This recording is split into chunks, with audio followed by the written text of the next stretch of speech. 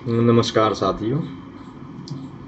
आज के इस पाठ में हम शैक्षणिक मीडिया के संदर्भ में बातचीत करेंगे कि शैक्षणिक मीडिया क्या है, किस तरह से उसने लोगों को शिक्षित करने में मदद की है, इसके तकनीकी पहलू क्या हैं और टीवी सेट, टीचर और उसकी पढ़ाई के माध्यम से जनमानस किस तरह से शिक्षित हो रहा है, यह हम इस इकाई में जानने की कोशिश करेंगे। इसी में हम यूजीसी और इग्नू की स्थापना और उनके उद्देश्यों को लेकर बातचीत करेंगे कि भारत में किस तरह से संस्थाओं ने शिक्षा के क्षेत्र में किए जा रहे परिवर्तनों को के योगदान में सफलता पाई है। जैसा कि हम सब जानते हैं कि भारत में इलेक्ट्रॉनिक मीडिया, रेडियो, दूरदर्शन, सूचना एवं प्रसारण मंत्रालय के अंतर्गत आता है। इस पाठ में सर्वप्रथम तो हम आकाशवाणी के स्कूल प्रसारण, उसके बाद शैक्षणिक टीवी पर विद्यार्थियों के जो ज्ञानवर्धक कार्यक्रम आते हैं उन पर बातचीत करेंगे, और भारत में टेलीविज़न की शुरुआत किस तरह से हुई, इसका विकास किस तरह से हुआ और उसकी शिक्षा में क्या भूमिका रही, इन सब पर हम एक बातचीत करने की कोशिश करेंगे। आकाशवाणी पाठ्यक्रम पर आधारित होने वाले शैक्षणिक कार्यक्रमों को सामान्यतः स्कूल प्रसारण के नाम से जाना जाता है। सामान्यतः इन कार्यक्रमों का मुख्य उद्देश्य देश के विभिन्न स्कूल कॉलेजों के शिक्षकों के विद्यार्थियों के प्रति शिक्षा के प्रयास को सहायता एवं मजबूती प्रदान करना है। यह शैक्षणिक सेवा मुख्यतः प्रसारण के द्वारा विभिन्न क्षेत्रीय भाषाओं में प्रयोग में लाई जाती है। 40 मिनट की अवधि वाले हर कार्यक्रम के मुख्य अध्याय के पूर्व थोड़े में संक्षिप्त परिचय के साथ इसकी शुरुआत होती है। तत्पश्चात थोड़ी देर के लिए टीचर एवं विद्यार्थियों के बीच अध्याय संबंधी बातचीत का भी प्रसारण इसमें किया जाता है। ऐसा अनुमान लगाया जाता है कि आकाशवाणी को प्रतिवर्ष विभिन्न केंद्र में से ऐसे शैक्षणिक कार्यक्रमों के प्रसारण के लिए 7,000 प्रसारणों की जरूरत होती है। यहाँ पर इस बात को उल्लेखित किया जाना भी जरूरी है कि भारत में लोगों को शिक्षित करने के उद्देश्य से रेडियो एक शैक्षणिक माध्यम के रूप में इस्तेमाल किए जाने का जो पहला विचार था वह 1927 में आया। उन दिनों मद्रास कारपोरेशन का अपना एक ट्रांसमीटर था। इस दिशा में कलकत्ता में 1932 में सार्थक प्रयास किए गए। इन दोनों शहरों में जो उत्साहवर्धक परिणाम जो आए, तो आकाशवाणी के महत्वपूर्ण एवं नियमित गतिविधि के रूप में इस उत्साह ने एक स्कूल प्रसारण का मार्ग प्रशस्त किया। वर्तमान में लगभग 200 से ज़्यादा रेडियो केंद्र, रिले ट्रांसमीटर इस तरह के स्कूल प्रसारण में व्यस्त हैं। इनका उद्देश्य और विषयों का चयन किस तरह से किया जाता है?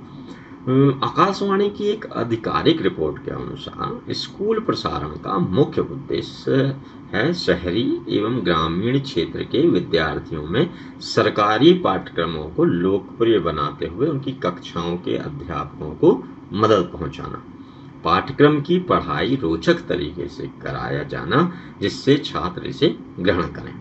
तो एक तरफ शैक्षणिक उनको बनाना, शैक्षणिक लाभ पहुंचाना है, दूसरी तरफ से शैक्षणिक लाभ के तरीके हों कि वो जो कार्यक्रम हम जारी करें वह रुचिकर हों, रोचक हों।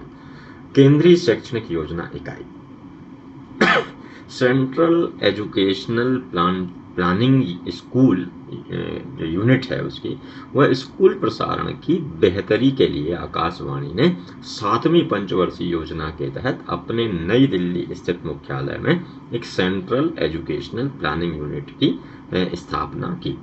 इस यूनिट को एक अति आवश्यक कार्य के रूप में राष्ट्रीय स्तर पर अनेक रेडियो स्टेशनों से क्षेत्रीय भाषाओं में अन्वेषणात्मक कार्यक्रमों के निर्माण एवं प्रसारण की जिम्मेदारी सौंपी गई। यहाँ पर हम कुछ कार्यक्रमों की जानकारी लेंगे कि जैसे एक था विज्ञान विधि। विज्ञान विधि विभिन्न केंद्रों से 17 भाषाओं में प्रसारण किया जाता है। जीवन सौरभ। आकाशवाणी नई दिल्ली से प्रसारित होने वाले इस कार्यक्रम में अल्पवयस्कों की समस्या एवं उनके मार्गदर्शन का प्रयास किया गया है, जबकि द्वितीय भाग में विवाह की समस्या एवं संभावित समाधान से संबंधित प्रसारण होते हैं। तीसरा है निसर्ग संपदा। यह प्रसारण पूरे देश में सामाजिक वानिकी फॉरेस्ट्री से संबंधित है। चौथा है evolution of man. Indian council of medical research ICMR के सानिध्य में आकाशवाणी यह कार्यक्रम 15 भाषाओं में प्रसारित करता है। पांचवा है दहलीज।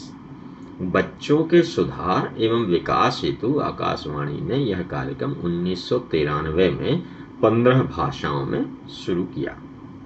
स्कूल प्रसारण में अड़चनें किस तरह की आती हैं? भारत में स्कूल प्रसारण सेवा कुछ गंभीर अड़चनों का निरंतर सामना कर रही है। सबसे पहले कि कुछ वर्षों में टेलीविजन के क्षेत्र में हुए व्यापक विस्तार ने आकाशवाणी की लोकप्रियता को काफी हद तक कम किया है। इलेक्ट्रॉनिक मीडिया पर निरंतर प्रसारित हो रहे मनोरंजन के बढ़ते कार्यक्रमों ने काफी हद तक रेडियो एवं टेलीविजन पर प्रसारित होने वाले शैक्षणिक कार्यक्रमों को करारा झटका दिया है। इसके अलावा शैक्षणिक संस्थाओं में अच्छी गुणवत्ता वाले रेडियो सेटों एवं उनकी उचित देखभाल की कमी ने भी कार्यक्रम के उद्देश्य को ठेस पहुंचाई है। तत्पश्चात आकाशवाणी द्वारा अपने अन्य उच्च स्तरीय कार्यक्रमों की तुलना में शैक्षणिक कार्यक्रमों को कम महत्व की प्राथमिकता पर रखना भी इनके विस्तार में एक प्रतिकूल प्रभाव डालता है। स्कूल के शिक्षकों एवं पदाधिकारियों का भी कार्यक्रम के निर्माण में पूर्ण रूप से सहयोग न करना भी एक कारण है इसके विकास प्रचार प्रसार में।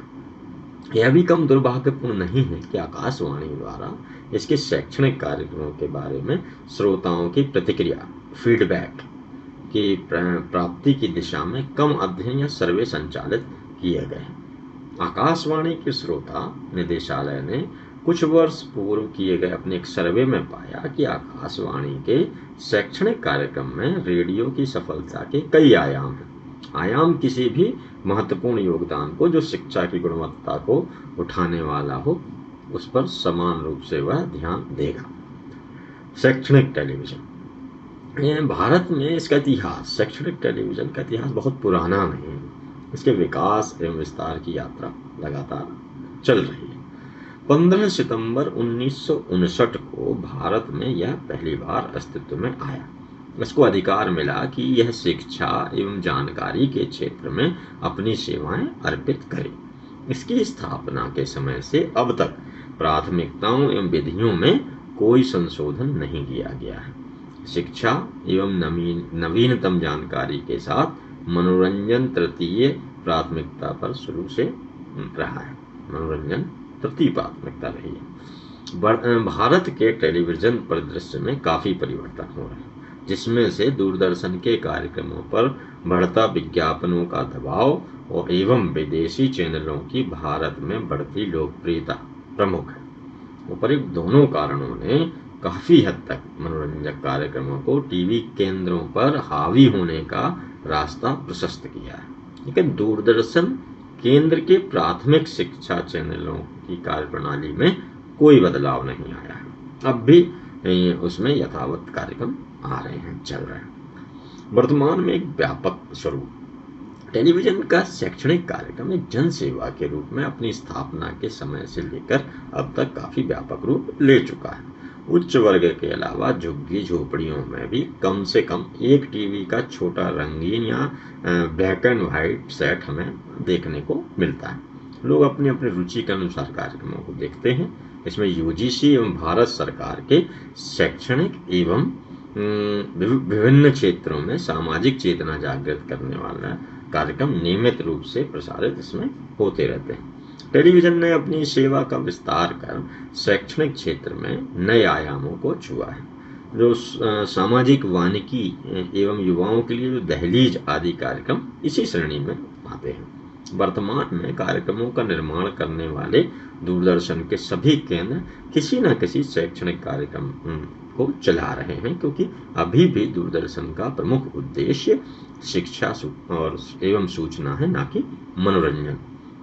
आज प्राइमरी से लेकर उच्च शिक्षा तक के यूजीसी के शैक्षणिक कार्यक्रमों का दूरदर्शन पर प्रसारण हो रहा है। इसके अतिरिक्त वर्तमान में दूरदर्शन एवं अन्य संगठन जैसे इंदिरा गांधी राष्ट्रीय खुला विश्वविद्यालय इग्नू, यूनिवर्सिटी ग्रांट कमीशन, विश्वविद्यालय अनुदान आयोग UGC, national council of educational research and training, ये है एनसीईआरटी, और राज्य सरकारों के शिक्षा विभाग पूरी तरह से टीवी को शिक्षा के एक माध्यम के रूप में इस्तेमाल पर आमादा है। दूरदर्शन ने अपने विभिन्न केंद्रों से राष्ट्र के अशिक्षित लोगों के लिए विभिन्न विषयों पर वयस्क शिक्षा जैसे कार्यक्रमों का प्रसारण किया है। इसके अलावा कार्यक्रमों की एक श्रृंखला रोजगार परक दिशा निर्देशन से भी संबंधित है। इन कार्यक्रमों का मूल उद्देश्य ऐसे नौजवानों की उस खामी एवं असफलता को दूर करने का प्रयास करना है जो बचपन में स्कूल नहीं जा पाए या उसके कारण उनको असफलता मिली, ऐसे लोगों को। दूरदर्शन का जो वयस्क शिक्षा के क्षेत्र में इसके मुंबई केंद्र द्वारा मराठी भाषा में प्रसारित किए जाने वाला ज्ञानदीप कार्यक्रम काफी सफल एवं लोकप्रिय हुआ है। इस कार्यक्रम को व्यापक रूप से शिक्षा के एक अनूठे माध्यम के रूप में स्वीकार किया गया है। इसी दिशा में दिल्ली स्थित दूरदर्शन के सैटेलाइट केंद्र ने अंधेरे से उजाले में एवं दूरदर्शन केंद्र ने इसी लॉर्डविल से वयस्क श्रोताओं के लिए एक नियमित कार्यक्रम चालू किया। टीवी की उपयोगिता शैक्षणिक माध्यम के रूप में किस तरह से है? टेलीविजन ने आज अपने विभिन्न शैक्षणिक कार्यक्रमों के द्वारा लोगों को शिक्षित करने की दिशा में अपने को अति महत्वपूर्ण और उपयोगी साबित किया है, इसमें कोई शक नहीं है। भारत जैसे देश जहां साक्षरता का प्रतिशत अन्य विकसित राष्ट्रों की तुलना में कम है, इसमें टेलीविजन की बढ़ती उपयोगिता बहुत है और प्रासंगिकता। नई नई टेक्नोलॉजी की उपलब्धता एवं टेलीविजन केंद्रों की स्थापना एवं विस्तार ने लोगों को अशिक्षा से लड़कर साक्षर एवं प्रगतिशील होने की दिशा में एक सुअवसर उपलब्ध कराया। फिर भी शिक्षा के क्षेत्र में एवं दूरदर्शन के अन्य शैक्षणिक कार्यक्रमों की समीक्षा के लिए गठित एक जोशी वर्किंग ग्रुप ने अपनी टिप्पणी की थी कि भारत में दूरदर्शन द्वारा निरक्षरता एवं शैक्षणिक विकास के लिए मुश्किल से मात्र शुरुआत ही हुई है। अभी बहुत ज़्यादा हमें खुश होने की जरूरत नहीं है कि इसमें हमने बहुत सफलताएं अर्जित की हैं। इस ग्रुप ने दूरदर्शन के प्रयासों और उपलब्धियों पर गहरी असंतुष्टि जाहिर की थी।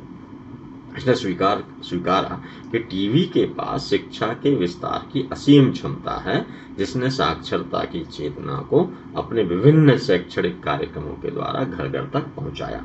बहरहाल कई अन्य देशों के अनुभवों के आधार पर भारत में भी टेलीविजन को जन शिक्षा की एक महत्वपूर्ण स्रोत एवं उपकरण माध्यम के रूप में महत्व प्रदान किया जा रहा है। टेलीविजन के प्रसारण में यह क्षमता होती है कि कठिन से लेकर सरल स्तर की चीजों को भी आसानी से वह अपने दर्शकों तक पढ़ाया जा सकता है, पहुंचाया जा सकता है। यह समान रूप से अमीर, गरीब, शिक्षा, अशिक्षित, शहरी, ग्रामीण सभी लोगों को स्कूल की परिधि में बांधे बगैर शिक्षित कर सकता है। वर्तमान प्रौद्योगिकी तो टेलीविजन की टीचिंग लर्निंग प्रोसेस एवं दूरवर्ती शिक्षा के क्षेत्र में क्रांति ला सकती है। ई-टीवी भारत में नई दिल्ली में शुरू हुई पाठ्यक्रम पर आधारित प्रथम टेलीविजन सेवा स्कूल टेलीविजन सर्विस निर्बाध रूप से अभी भी जारी है। इसे कुछ इस प्रकार से हम समझें कि दूरदर्शन सरकारी पाठ्यक्रमों के चुनिंदा विषयों को स्कूल टीचर की मदद से पढ़ाने के लिए चयनित करता है, जबकि अन्य क्लास टीचर द्वारा पढ़ाया जाता है। ये प्रसारण स्कूल के प्रिंसिपल की मदद एवं समन्वय से प्रसारित किए जाते हैं, जिसका स्कूल के टाइम टेबल में भी उल्लेख होता है। यह प्रसारण इस बात को सुनिश्चित करता है कि टीवी पाठ को सुनिश्चित तरीके से स्कूल की समय सारणी से जोड़ा गया। इसके विपरीत सामान्य तौर पर बनाए जाने वाले शैक्षणिक कार्यक्रम को ज्ञानवर्धक के रूप में जाना जाता है। इसका आशय यह है कि प्रसारण हेतु चयन किए जाने वाले विषय पूरी तरह से पाठ्यक्रम पर आधारित नहीं होते हैं, लेकिन इनकी प्रासंगिकता पाठ्यक्रम के प्रति रुचि के कारण होती है। इस तरह के ज्ञानवर्धक कार्यक्रमों का मुख्यतः दो उद्देश्य होते हैं। प्रथम यह है कि विद्यार्थियों को पाठ्यक्रम की आवश्यक वस्तुओं एवं जानकारी से परिचित कराना। दूसरा कि पाठ्यक्रम की पेचीदगी एवं जटिलता को कम करते हुए एक अच्छे तरीके से पढ़ाई का प्रस्तुतिकरण करना। मतलब एक तरफ परिचय कराना और साथ में उसको रोचक बनाना। हकीकत में शिक्षा का अर्थ व्यापक पैमाने पर लगाया जाता है। यह प्राइमरी, मिडिल, हायर सेकेंडरी और यूनिवर्सिटी लेवल की पढ़ाई की सामान्य परिभाषा की परिधि से बाहर होती है। इस भांति इसकी व्यापक पहुंच औपचारिक एवं अनौपचारिक दूरस्थ शिक्षा की सीमाओं को दरकिनार कर देती है। शिक्षा एवं जानकारी के बीच में एक घनिष्ठ संबंध। जोगी वर्किंग ग्रुप के अनुसार जन साक्षरता एवं शिक्षा के सवाल को व्यापक अर्थों में देखा जाना चाहिए, जिसमें कि जनता एवं दर्शकों को पुराने एवं रूढ़िवादी विचारों से मुक्त कराया जा सके। ईटीवी एक ट्रायंगल के रूप में किस तरह से आप देखेंगे कि पाठ्यक्रम आधारित या ज्ञानवर्धक शैक्षणिक कार्यक्रमों की तुलना एक ट्रायंगल से की जा सकती है। यह तीनों पक्ष लाइनों के रूप में बराबर के नहीं हो सकते, लेकिन इस त्रिकोण के गठन में ये तीनों भूमिका समान होती है। तीनों की भूमिका इस त्रिकोण के निर्माण में 3 टी शब्दों का अहम योगदान होता है। टीचर, टेलीविजन एवं टाट के नाम से इसको हम जानते हैं। ये तीनों ही मिलकर संयुक्त रूप से वैज्ञानिक पद्धति से शैक्षणिक कार्यक्रमों का सफलतापूर्वक प्रसारण करते हैं। निर्माता जहाज के कैप्टन की भांति जो निर्माता होता है। टीचर, टेलीविजन एवं टॉट के इस ट्रायंगुलर संबंध के बीच टेलीविजन का प्रतिनिधित्व निर्माता या प्रस्तुतकर्ता के द्वारा किया जाता है। आश्चर्यजनक रूप से निर्माता इन तीनों सहयोगियों में अति प्रभावशाली भूमिका निभाता है एवं टेलीविजन जहाज के कैप्टन के रूप में दर्शकों में योगदान करता है। ऐसा इसलिए है कि जो प्रस्तुतकर्ता या टीचर आकर्षक रूप से इसकी शुरुआत के साथ ही विद्यार्थियों को पढ़ाते हुए अध्याय का अंत करता है। निर्माता शुरू से ही विचार की उत्पत्ति करने के साथ ही निर्माण एवं प्रसारण की तैयारी में लग जाता है। निर्माता को अपनी महत्वपूर्ण भूमिका का सफल निर्वाह करने के लिए अपने सहयोगियों की क्षमता, जरूरतों एवं जागरूकता का ध्यान रखना पड़ता है। एक निर्माता की जिम्मेदारियों को हम 3 भागों में बांट सकते हैं। पहला है योजना एवं तैयारी, दूसरा है स्टूडियो में टेलीकोर्स का निर्माण और तीसरा है प्रसारण के बाद लोगों का फीडबैक प्राप्त करना और सुझाव मांगना। प्रेजेंटर या प्रस्तुतकर्ता एक अध्यापक। शैक्षणिक कार्यक्रम अथवा स्कूल प्रसारण का प्रस्तुतकर्ता निर्माता एवं विद्यार्थी के बीच में एक महत्वपूर्ण कड़ी का कार्य करता है।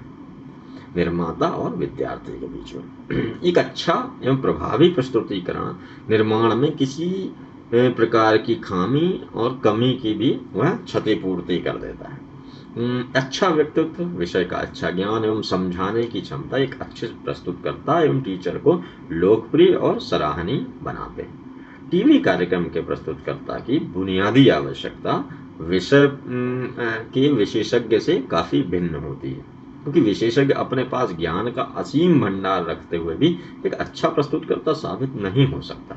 ठीक इसी तरह एक सफल प्रस्तुतकर्ता एक चोटी का विशेषज्ञ भी नहीं हो सकता है, लेकिन उसका आकर्षक व्यक्तित्व एवं व्यावसायिक कुशलता एवं संप्रेषण की क्षमता उसे दर्शक के साथ तालमेल बिठाने में सहायक बना देती है। ऐसा संज्ञान में आया है कि टीवी के जो प्रस्तुतकर्ता की ख्याति एवं लोकप्रियता से स्कूल की कक्षाओं के टीचर खुश नहीं रहते, क्योंकि उन्हें लगता है कि उनका भी प्रतिद्वंदी टीवी के माध्यम से समाज में अपनी जड़ें मजबूत कर रहा है।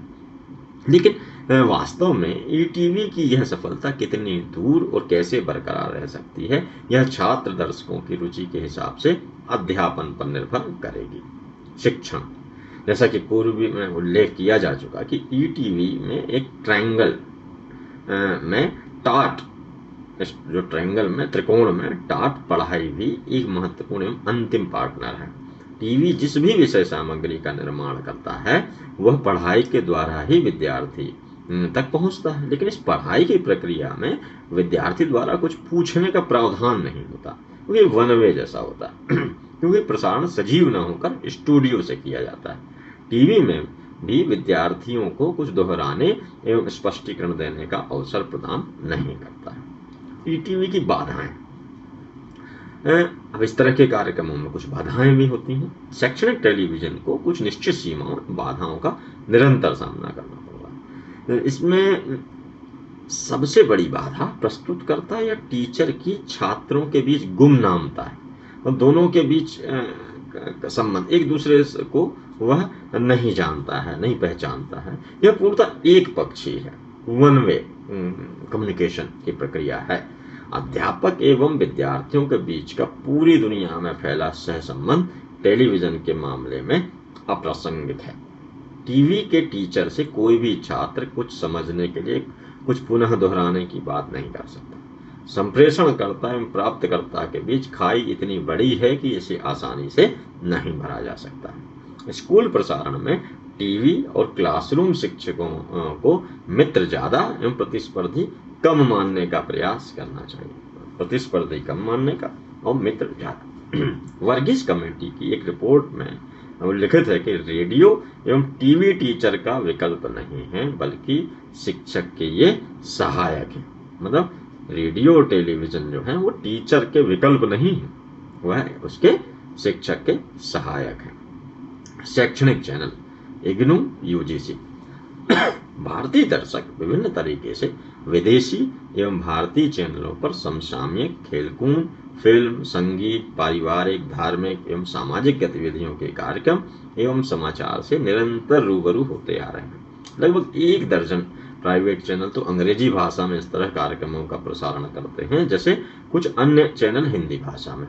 लेकिन भारत में ज्यादातर चैनल केवल सूचना एवं मनोरंजन के कार्यक्रम पर ज्यादा बल दे रहे हैं, शैक्षणिक एवं ज्ञानवर्धन कार्यक्रमों की तुलना में कम बल दे रहे हैं। भारत में टीचिंग कम्युनिटी के बीच काफी पुरानी इस मांग को देखते हुए विद्यार्थियों एवं निरक्षरों के लिए शिक्षा की दृष्टि से एक अलग शैक्षणिक चैनल की शुरुआत हो।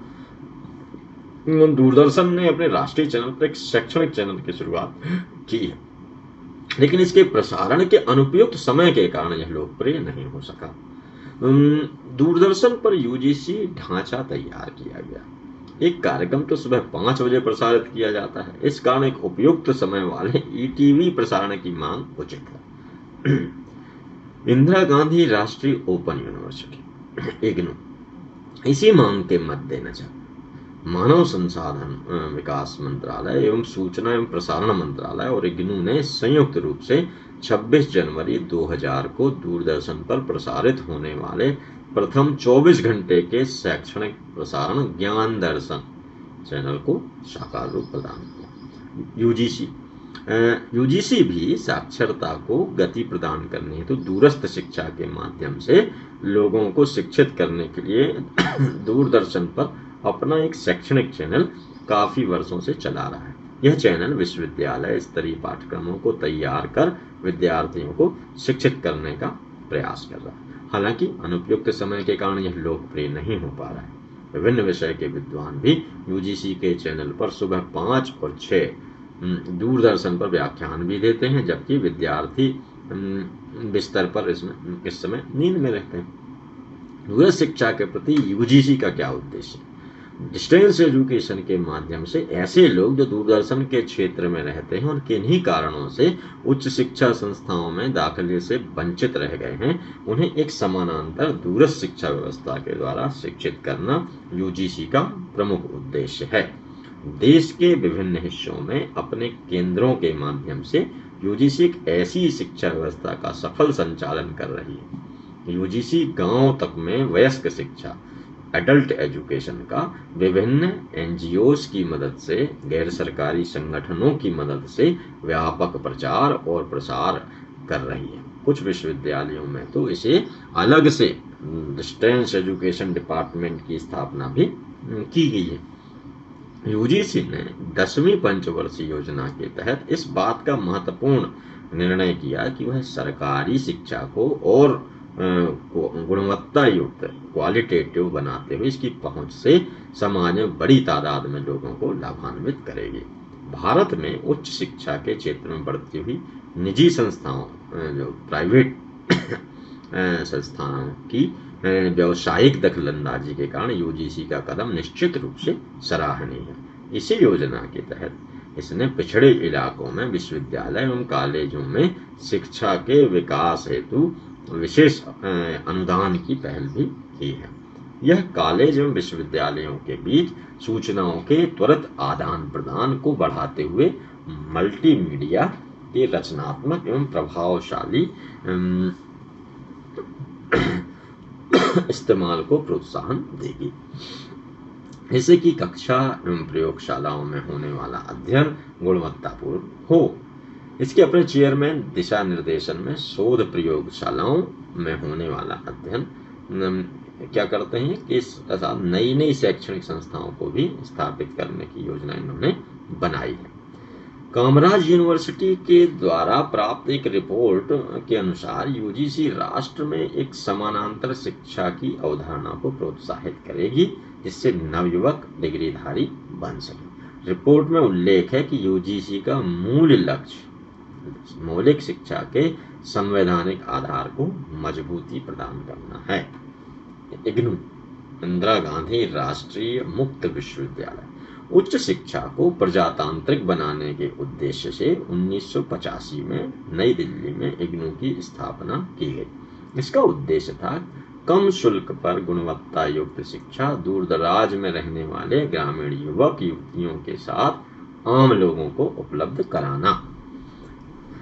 मात्र अपने 20 वर्ष के सफर में इग्नू ने अपने आप को देश की श्रेष्ठ शिक्षण संस्थाओं के रूप में प्रतिस्थापित करने में सफलता पाई है।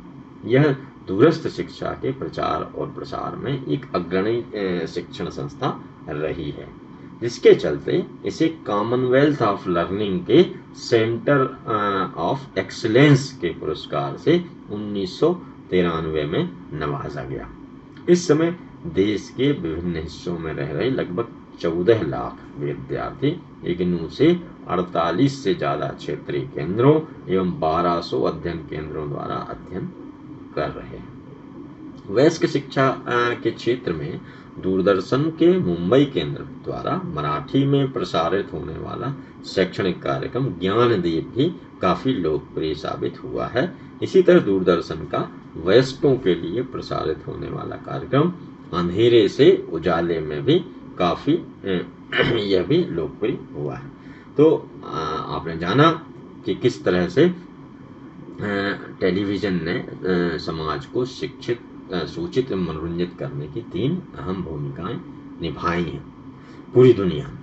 विभिन्न राष्ट्रों में इसकी प्राथमिकताएं अलग अलग भी हैं। भारत जैसे विकासशील देश में इसकी महत्ता शिक्षा के रूप में 1959 में स्वीकार की गई, जबकि यह पायलट प्रोजेक्ट के रूप में नई दिल्ली से शुरू इसको किया गया। पायलट प्रोजेक्ट माना है इसको। और किस तरह से आपको हमने टेलीविजन टीचर और टॉट की अपनी भूमिका एक ट्रायंगल के माध्यम से समझाने की कोशिश की। आशा है आपको इसमें मदद मिली होगी और यह भी आपको समझ में आया होगा कि किस तरह से यह वन वे कम्युनिकेशन है और इसकी क्या अपनी खामियां हैं, इसकी कमियां क्या हैं, इसको और बेहतर बनाए जाने के लिए क्या क्या प्रयास किए जा सकते हैं। इन सब की आज हमने इस पाठ में जानकारी प्राप्त की। अगले पाठ के साथ आपके साथ फिर मुलाकात करेंगे। तब तक के लिए नमस्कार।